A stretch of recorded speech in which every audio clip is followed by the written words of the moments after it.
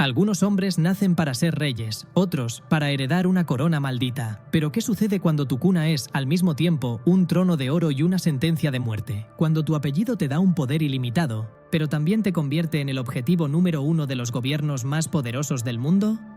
Esta no es la historia de un capo que eligió la guerra, sino la de un príncipe del narco al que la guerra siempre, inevitablemente, lo encontró. Esta es la trágica y violenta vida de Ovidio Guzmán López, el ratón. Bienvenidos. En la mitología del crimen organizado, el apellido Guzmán es sinónimo de poder, de desafío y de leyenda. Pero no todos los que llevan ese apellido comparten la misma historia. Mientras su padre, el Chapo, construía un imperio subterráneo y sus medio hermanos mayores, Iván Archibaldo y Jesús Alfredo, se forjaban una reputación de violencia y control, Ovidio Guzmán crecía en una relativa oscuridad. No era el estratega, ni el más temido. Era simplemente uno más de los herederos, un junior más conocido por su afición a los lujos que por su genio criminal. Si quieres entender las fuerzas que mueven los hilos en el mundo del crimen y cómo un solo hombre puede convertirse en la excusa para desatar el infierno, suscríbete a nuestro canal. La historia que estás a punto de escuchar te dejará sin aliento. Ovidio Guzmán López nació en 1990, fruto del segundo matrimonio de Joaquín El Chapo Guzmán con Griselda López Pérez. A diferencia de sus medio hermanos mayores, criados en los albores del ascenso de su padre, Ovidio y sus hermanos, Joaquín, Griselda y Edgar, crecieron en una época en la que El Chapo ya era una figura casi mítica, pero también un hombre perpetuamente en fuga o en prisión. Esto significó una infancia y una juventud sin la presencia constante de su padre, pero siempre bajo la sombra y el estigma de su apellido. Durante años, Ovidio mantuvo un perfil bajo. En la jerarquía de los Chapitos, la facción que controlan los hijos de Guzmán, Iván Archibaldo siempre fue visto como el líder natural, el cerebro y el más violento, mientras que Jesús Alfredo era su mano derecha. A Ovidio se le conocía con el apodo de El Ratón, un alias que sugiere un carácter más escurridizo y menos confrontacional. Junto a su hermano Joaquín, se le acusaba de llevar un estilo de vida de narco junior, más enfocado en los caballos de pura sangre, los autos de lujo y las fiestas que en la operación diaria del cártel. Sin embargo, las autoridades de Estados Unidos no lo veían de la misma manera. Desde el año 2012, cuando Ovidio apenas tenía 22 años, ya lo investigaban. Creían que, tras la primera extradición de su padre, los hijos menores habían comenzado a asumir un rol mucho más activo. La Administración de Control de Drogas, la DEA, lo acusó formalmente en 2018 de conspiración para traficar cocaína, metanfetaminas y marihuana.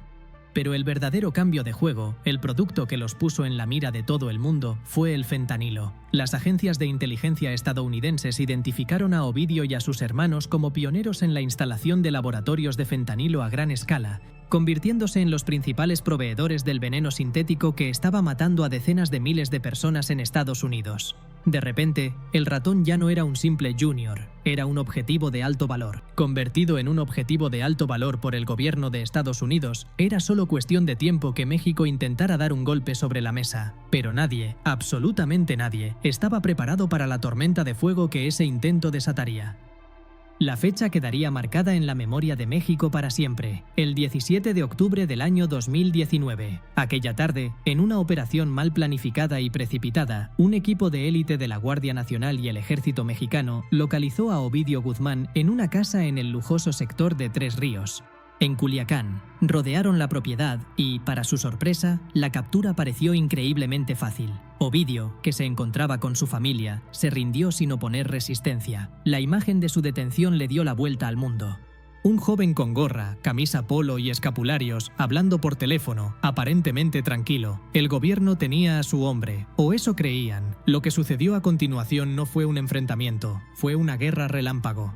En el momento en que la noticia de la captura de Ovidio llegó a oídos de sus hermanos, se activó un protocolo de defensa que superó las peores pesadillas de las Fuerzas Armadas. Cientos, quizás miles de sicarios del cártel de Sinaloa, coordinados por Iván Archibaldo, salieron de sus escondites y se lanzaron a las calles de Culiacán. No eran simples pistoleros, era un ejército equipado con fusiles Barrett calibre 50, capaces de perforar blindajes militares, ametralladoras montadas en camionetas y lanzagranadas. En cuestión de minutos, la ciudad se transformó en un infierno. Levantaron docenas de narcobloqueos, incendiando autobuses y tráileres para paralizar todas las salidas y entradas.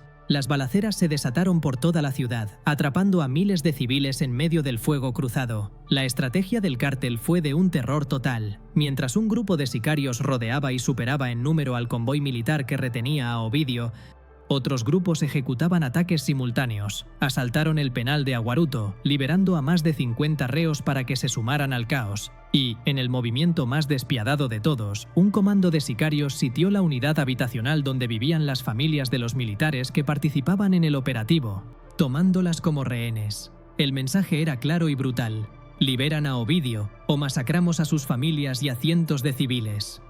El pánico se apoderó de Culiacán. El Estado mexicano había perdido por completo el control. Atrapado, superado y humillado, el gabinete de seguridad del presidente Andrés Manuel López Obrador tomó una decisión sin precedentes en la historia mundial de la lucha contra el crimen. Tras horas de terror, y con la ciudad entera como rehén, el propio presidente dio la orden: liberen al capo. Los soldados, que habían arriesgado su vida para capturarlo, tuvieron que hacerse a un lado y ver cómo Ovidio Guzmán López salía tranquilamente de la casa y se marchaba con sus sicarios. Aquel día, conocido como el Culiacanazo o el Jueves Negro, el cártel de Sinaloa no solo había ganado una batalla, había humillado a toda una nación. Y Ovidio Guzmán, el ratón, dejó de ser un simple heredero para convertirse en el símbolo viviente del poder del narco sobre el Estado. La decisión de liberar a Ovidio Guzmán es, hasta el día de hoy, uno de los actos más controvertidos y debatidos. Demostró una realidad aterradora sobre el verdadero balance de poder en ciertas zonas del país. ¿Crees que fue la decisión correcta para salvar vidas o una rendición inaceptable? Déjanos tu opinión en los comentarios. Queremos saber qué piensas. La humillación de 2019 dejó una herida abierta en el orgullo del Estado mexicano y una mancha en su reputación internacional. Ovidio Guzmán ya no era solo un narcotraficante, era el recordatorio andante de la debilidad del gobierno. Su captura se convirtió en una cuestión de honor, una deuda que solo podía saldarse con su arresto definitivo. Durante los siguientes 3 años, el ratón vivió como una celebridad infame y un fantasma. El gobierno de Estados Unidos, furioso por el fiasco, aumentó la presión y puso una recompensa de $5 millones por su cabeza. Era un hombre marcado y el reloj corría en su contra. El final de la cacería llegó antes del amanecer del 5 de enero del año 2023. Esta vez no hubo errores. En una operación masiva y de precisión militar, cientos de elementos de las fuerzas especiales del ejército, apoyados por helicópteros artillados, descendieron sobre la pequeña comunidad de Jesús María, en las afueras de Culiacán, donde Ovidio se encontraba. La inteligencia era precisa. El cártel reaccionó con la misma furia que la primera vez, desatando un segundo Jueves Negro. De nuevo, las calles de Culiacán se llenaron de vehículos incendiados, balaceras y bloqueos. Los sicarios incluso abrieron fuego contra aeronaves militares y un avión comercial en el aeropuerto de la ciudad, intentando convertir Culiacán en una fortaleza inexpugnable. Pero esta vez el gobierno estaba preparado para la guerra. No se retiraron. El enfrentamiento fue brutal y se prolongó durante horas, dejando un saldo oficial de 29 muertos, incluyendo a 10 militares, y una ciudad aterrorizada. Al final, la superioridad numérica y armamentística del ejército se impuso. Ovidio Guzmán López fue capturado. La operación se ejecutó apenas unos días antes de que el presidente de Estados Unidos, Joe Biden, aterrizara en México para una cumbre trilateral, lo que desató una ola de especulaciones. Para muchos, la captura no fue una coincidencia, sino un gesto de buena voluntad, un trofeo entregado por el gobierno mexicano para apaciguar a su vecino del norte. Una vez bajo custodia, el destino de Ovidio se aceleró. A diferencia de su padre, que luchó contra la extradición durante años a través de batallas legales, el camino de Ovidio hacia una prisión estadounidense fue increíblemente rápido. El 15 de septiembre de 2023, menos de un año después de su captura, fue sacado de una prisión mexicana y puesto en un avión con destino a Chicago. El gobierno mexicano no quería arriesgarse a una fuga ni a otro Culiacanazo. Querían cerrar el capítulo lo antes posible. Y así, la tragedia del heredero completó su círculo. El hijo, que creció en la opulencia generada por el imperio criminal de su padre, acabó enfrentando a la misma justicia, en el mismo país y por los mismos delitos.